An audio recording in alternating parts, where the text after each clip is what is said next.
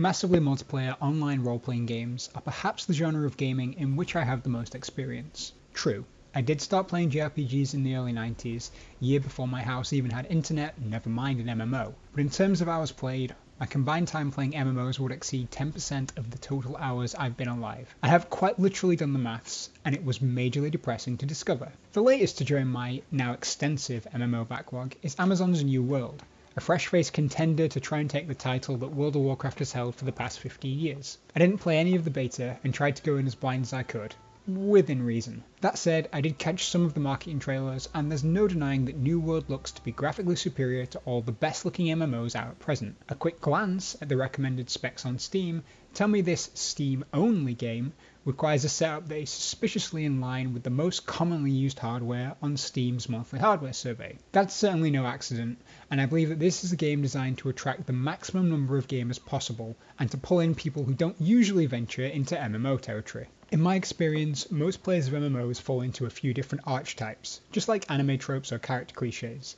At different stages of my life, I've been them all, from the wide-eyed noob to the hardcore progression raider. Right now I'm a solo player, so if you're looking to get an idea of how New World feels from someone trying to be the world's first to tackle the hardest PvE content, or someone whose guild seeks a level of territorial domination that would make EVE Online's null-sec wars blush, my insights are likely to have very little value to you. But if you're someone who just wants to know if New World is likely to be the next big MMO, or, like me, you have an open schedule and want to play something you haven't seen before, at least until 2022 arrives and brings all the games you actually wanted to be playing in the back end of 2021, then I believe my insights might be helpful. I logged into New World at 3 minutes past 7 BST, which was supposedly 3 minutes after the EU servers went live. I managed to connect and create a character without any issues, and for some reason was blocked from using my preferred name. After deciding on something else, I joined the queue to get online, and 30 minutes later was in the game. Predictably, the chat was toxic, and as a former resident of France, let me apologise to the French-speaking people on my server for how bigoted most of the English speakers were. Like, I've been at MMO launches before, and this was quite literally the most toxic I've seen. I can happily report, however, that for the first 10-hour block playing the game, I had no crashes, no problems with latency or issues with quests. This was certainly one of the better MMO launches I've taken part in, and competency across the board shows through. The issues did arrive later, predictably when trying to reconnect after most of Europe had finished work and come home for the evening. While no MMO launch is ever perfect, your mileage here will greatly depend on which server you picked. Popular named servers like Asgard had lines that were tens of thousands of people long, while the server that I was on, which had a more obscure name, the queue rarely got above 2,000. The game starts with a bit of a cutscene and then does the tutorial thing following a shipwreck. You then wander around and end up going to your first major settlement. Then you're given a choice to join which faction you like. There are 3 to choose from: the Covenant, the Syndicate, and the Marauders. I chose the Syndicate because I like purple better than yellow and green. Which one you choose does matter, because you cannot change that for 120 days. It does give you the ability to enable open world PvP and earn a rep towards a faction, but once you've chosen, you are locked in for a while, so do make sure you choose the same one as your friends if you want to play with them. Following this, I took up some quests from town and some of the faction quests. Honestly started to be surprised at how far away they were sending me from my startup hub of Monarch's Bluff. This appears to be one of 3 starter areas you can spawn at, a quite clever design decision. The choice does appear to be at random which one you get, so if you end up in a different start location to your friends, you are going to have to manually walk there or reroll your character. A lot of the quests you get in these areas do send you quite far away from the settlement. These are quite a trek as well. Like there's not a great deal of quests that you can pick up at once. This isn't an MMO where you can accept 20 quests within the same town and then go to 1 or 2 areas nearby and knock half of your total quests out of the park. At most there were 3 or 4 quest givers with any town active at a time, and then you have to specifically choose faction or town improvement quests that overlap with the area you're going to. I soldiered on, picked up some quests and headed out.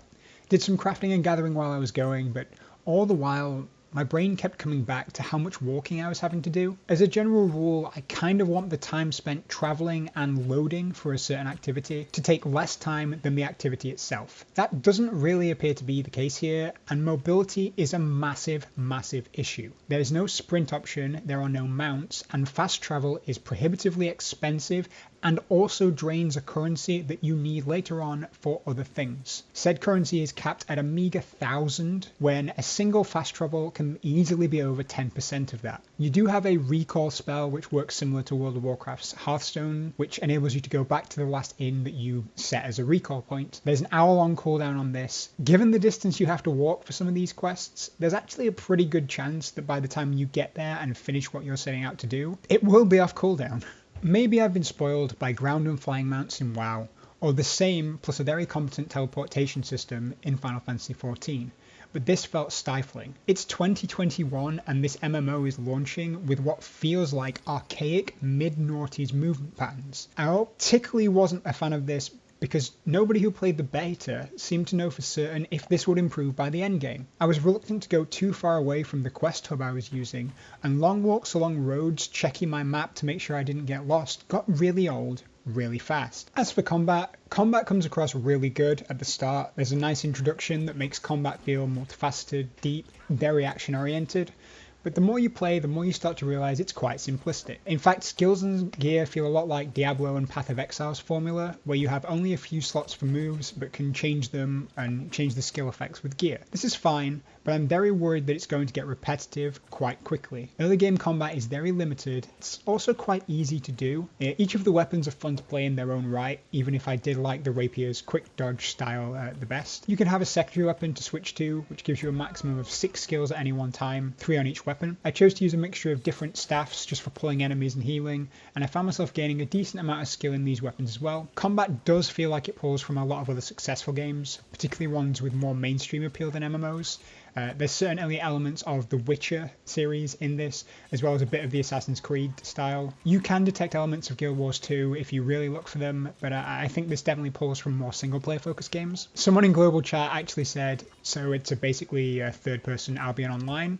And I couldn't help but laugh, because while that's a massive oversimplification, it's an apt comparison. Overall, combat in the early game is competent. It's fine, it works well, but it's certainly not a patch on Black Desert Online's well-refined combo system. I'd even go as far as to say that Age of Conan's combat on launch was better than this, and that game crashed and burned hard. I will say that this is definitely competent. It's better than WoW's click and target system, even after the evolution that's happened over the years, and it's certainly more action-oriented, which is likely to attract a couple more players outside of the MMO bubble. But the variety of moves available for each weapon are very limited. Most of the skills you're actually buying are augments and improvements for those moves that feel like passive stat upgrades. Gear and equipment follows a similar line of competency, without anything standing out as good or bad. There are no vendor trash items, so everything can either be salvaged for parts or made from said parts.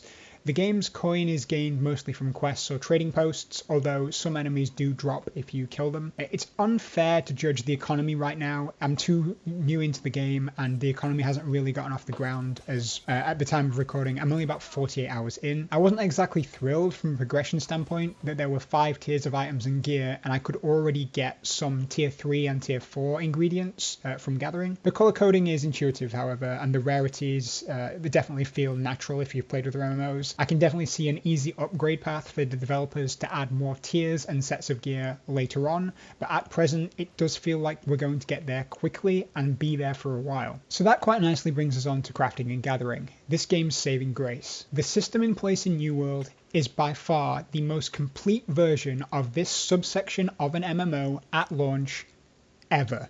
Everything's clearly laid out, clearly thought out, and there's a nice element of RNG in everything you do to promote farming over and over again. Skill development never feels unfair or slow, and the physicalized objects you are gathering from in the world, the nodes, are incredibly well detailed. This really just takes the formula that made RuneScape addictive and grindy in the best way back in 2001 and moves it 2 decades further into the 21st century. Skills are gained in the Elder Scrolls use it and improve it way. You smelt something, you gain smelting XP. You cook something, you gain cooking XP. The loop of gathering items with flint tools and then using those to gather iron to make iron tools, which you then use to gather more iron to make steel tools, etc., etc. It's exactly what the game needs to do. There is a consistent and obvious progression path that players can follow without much guidance. You can then add enhancements and more random elements onto gear later to get some really powerful specialization. It works well, A+ on every regard for crafting and gathering. I've said a few times in the past that I can judge how good a game is going to be by the strength of its fishing minigame. I do really like New Worlds. It's not deep or complicated. You just cast out, click at the right time, and then watch the tension meter as you reel it in. But for an MMO, they've clearly thought this through. It's not so difficult that you're going to have to watch the tension meter and the slightest bit of lag is going to potentially ruin a rare catch. And at the same time, it's not overly simplified to the point of where you just have the bite and click approach that other MMOs take. The way bait is collected as well really promotes other gathering activities in a very organic way. I also appreciate very much how the fish are physicalized for the player catching them. Now that's not to say you can stand next to your friend and see what they're reeling in, but you can see what you're pulling in before you actually land it, and this was a really nice touch that made me appreciate the graphics and detail in the game that much more. In terms of technical performance, this game is really chewy on your GPU. I tried to run in 4K on very high on a 2080 Ti, but thermal throttled before I got out of the menus. I turned it down to 1440 and got just above 60 FPS, and that's eventually where I locked my FPS. I needed to give my card some breathing room, and I did not really fancy having to try and buy another card in this market if I constantly ran it at full speed. In high population areas, you do get some noticeable frame drops. In particular, your 99th percentile FPS can drop as low as 20, but usually I was hanging at 50 plus without any problem. My initial impressions of New World are that the game feels quite sterile. Everything feels as though it was put here to have the maximum amount of safe appeal for a player base. There's nothing particularly objectionable outside the lack of a driving narrative and story. The game's been designed with accessibility in mind. This game would run perfectly fine on consoles, and with only 3 or 4 attack commands, you wouldn't need a keyboard to function well in combat, and the character inventory is organized in such a way that you don't need, a mouse and a keyboard to help sort your inventory. A lot of the systems here don't feel like they've been simplified for PC use, they feel like they've been simplified for console use, and that leaves me wondering if perhaps this game is going to come out on consoles in the future.